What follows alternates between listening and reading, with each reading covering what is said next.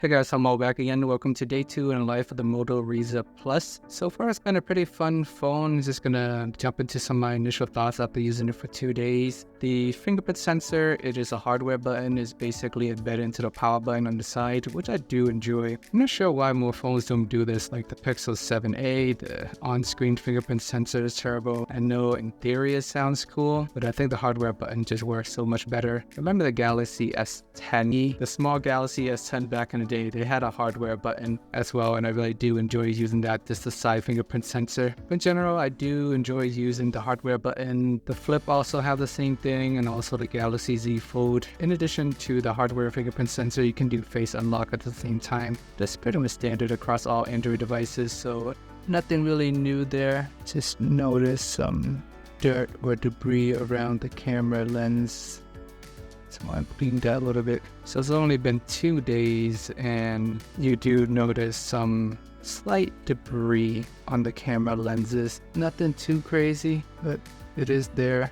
Sorry, I get distracted easily. How to clean that up a little bit. You know, with the Pixel 7a, I'm always complaining about that giant bar in the back, which is a dust magnet. I don't imagine this is going to accumulate too much dust, but it does pick up a little bit around the ring. But like all Android devices, you can use face unlock in addition to fingerprint sensor, the passcode. So all that option to unlock your phone or the swiping, you can do it all at once. And this is no different here.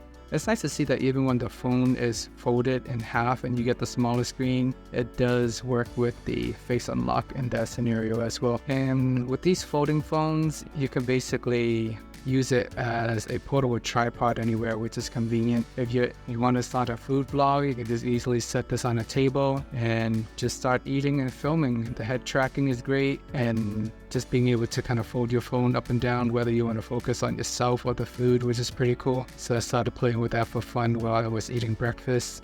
So the front screen, when it is folded in half, you get about 3.6-inch display, which is just barely enough for you to kind of glance at information, look at text, and just do quick actions. And it's not really meant for you to be immersed into the content or anything like that. So with the Moto Razr Plus, just me using this phone, I always think about, why does it cost 2 times more than the Pixel 7a or other budget phones? In reality, you're really just paying for the cool factor. It is still not that very common. You walk around, you don't see a lot of people with folding phones. And if you want to get people's attention, just take out your phone, you can whip it out, open it up, close it, and things like that. People are going to ask you what phone it is. So you're kind of paying for like the cool factor. Currently recording this video on the wide angle camera using the main lenses. So let me know how the quality is. I did check out the video afterwards using the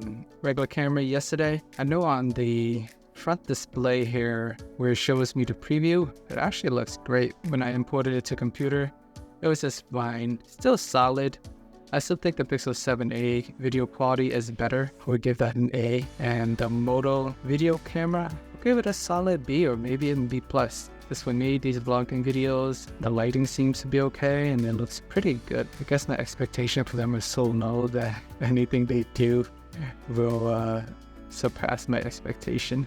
But so far I'm okay with it. But with the Moto Razr Plus, you're once again paying for the cool factor, the nostalgia. If you ever had any of these flipping phones in the past, this is going to be pretty familiar.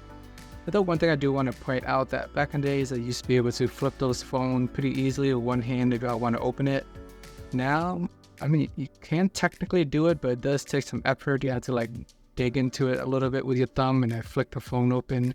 Sometimes it might take a try or two until you master it. It's not really meant for you to open your phone that way. You're supposed to use 2 hands. I know there's some people who are probably going to argue with me there, but best practice, use 2 hands, and you're feeling fancy, you can flip it out and try to do it with 1 hand. I find that whenever I try to use it with 1 hand, it's not that easy. I always have to kind of cradle it against my body to adjust it into the right position so make sure I don't drop it, and then I nudge my finger in there and then I flip it out.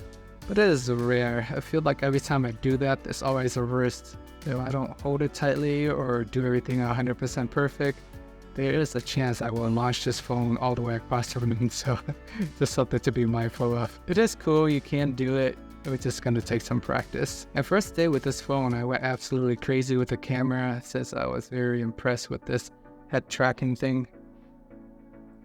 When I'm moving my head, it basically just follows me around, which is pretty nice. So I did a lot of camera recording. 8:30 a.m. Currently going for a walk. Phone is at about 70%. It's been dropping roughly 15% an hour, maybe a little bit less. And phone has been under very heavy usage as well. Spent the morning, I had YouTube running for an hour, full blast, high volume. Actually wasn't even listening to the phone. I was just too lazy to turn it off. But I had the app on for an hour sitting in the other room. Was kind of lazy to go turn it off, so I left it there. But eventually went to go and hit stop. And as I was eating breakfast, recorded a bunch of videos testing out the docking mode, which is pretty cool. Alright, switching over to horizontal mode. I know it's easier to walk around and just use the portrait mode. It's more natural. You get to have your full palm on the phone when you're recording and you're walking around, and holding the phone horizontally. It's a little bit more challenging because basically the phone gotta be in the edge of your palm, and then you gotta hold it with a death grip with 3 fingers with $1,000 phone, no case. I prefer to not use cases. It is a little bit risky, but you do get the better quality, I guess. But so far, at least on the screen, the video quality looks really good. Even at home, I was surprised how good it is. We'll see how it looks on the computer or once it actually starts recording. But in general, at least me staring at the actual display that is presented back to me, it looks really good. Quite surprising. I don't know, Motorola's never been known for the good cameras, but video seems to be doing pretty solid. Hey, switching arm. Oh, right arm is getting tired. It's holding that phone for a couple of minutes. So, switching over to the left side might be my better side. But yeah, surprisingly, even though it's been an under heavy usage, video recording, YouTube playing, the phone did get warm for a little bit, but now it's fine again. Snapdragon 8 Gen 1 overall seems pretty efficient and handling the heavy usage quite well. First day I tend to go a little crazy, and once things settle down, just gonna go back to the normal everyday routine. I mean, it's only been 2 days, but so far that's a pretty good sign. It's a dual camera system, but basically has all the features that I need. The regular camera, the wide angle camera. It even has a macro camera in here, which is pretty interesting. So to snap a few pictures up close, I'll do more testing to see if there's any banana shape issue on this phone. I doubt it though. So initial impression of this phone is pretty good. It is sleek, stylish, compact. You can fold it up, you can open it up again. The display is nice. I really enjoy the outer screen. It is a powerful phone. Excited to spend more time with it and do a variety of different tests. But on the first day, I woke up at 6:30 a.m. Phone died about 1 or 1:30 due to the fact that I was using the camera so much, so I'm not going to really count that. Although, I guess it does count for something. If you're using this phone as a travel phone, you can do a lot of videos and photos, so expect your phone to last about 7 hours. With the Google Pixel 7a, if I were to use it the same way and do heavy camera usage, it's only going to last me 4 hours. So that's just some perspective there. And with this phone, so far I think it's withstanding the test pretty well despite my heavy usage in the first day. I'm pretty impressed with it. But just in terms of costs, you know, you're basically just paying for all the cool functions, basically the cool factor and just the nostalgia factor. But phone-wise, you're getting a fast phone is really no different. I really do enjoy this front camera, the ability to track yourself. It is really cool. But in terms of it costing 2 times more than the Pixel 7a, I don't think it is worth that much. I would have preferred it in the $700 or $800 range, but I do understand it is a newer technology and look forward to it being more available. But so far, I really do enjoy some of the changes in this year's phone. and just having more functionality on the front display makes it really useful compared to just being able to fold just for the sake of being able to fold. At least now there are some functionality on the outer screen, and I once again really do enjoy that, the head tracking feature.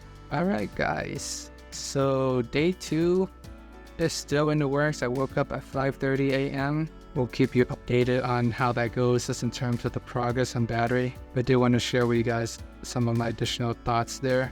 Alright, if you made it this far, thank you for watching. Please like and subscribe. Let me know if there's anything else you want me to cover, comparison to make, any deep dive questions, comments, feel free to leave them below. What are your thoughts about flipping phones in general, folding phones, or anything like that? Just let me know in the comments below. And if you haven't already, please check out my day 1 impression with this phone. Remember to like and subscribe, and see you guys in the next video.